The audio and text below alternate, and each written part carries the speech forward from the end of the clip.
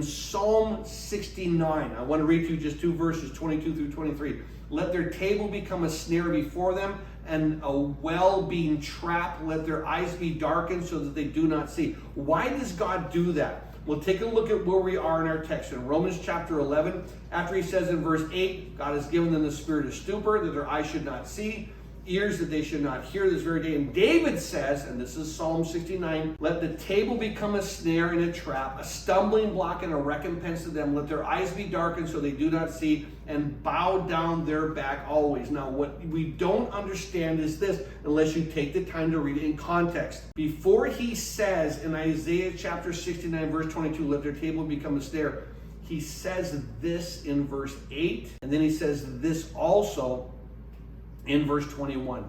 In verse 8 he says this, I have become a stranger to my brothers, and an alien to my mother's children. There is someone who says this, I have been rejected. I've been rejected by Israel. And so who have they rejected? Well, all of a sudden in verse 21 it says this, they gave me gall for my food, and for thirst they gave me vinegar to drink. So now we say, oh, who have they rejected? Who did they reject? The Messiah. Remember, there at the cross, that's what we remember that in Matthew 27, verses 34, verses 48, they gave me gall for my food, and for my thirst they gave me vinegar to drink. So these people who rejected this person who was a stranger, who was a brother and a child along with them, he was a child of Israel, he was a brother to Israel. They rejected him. As they rejected him, they gave him gall for food, vinegar for drink. Let their table become a snare before them, and a well being trap.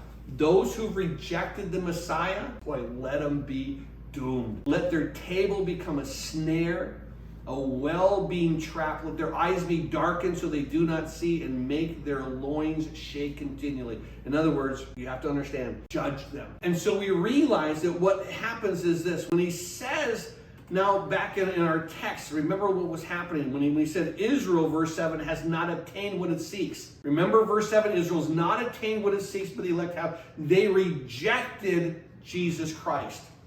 They rejected the work of God. They rejected this covenant that God says that through him you can have the righteousness of God. Believe as Abraham believed, and it will be counted to you for righteousness.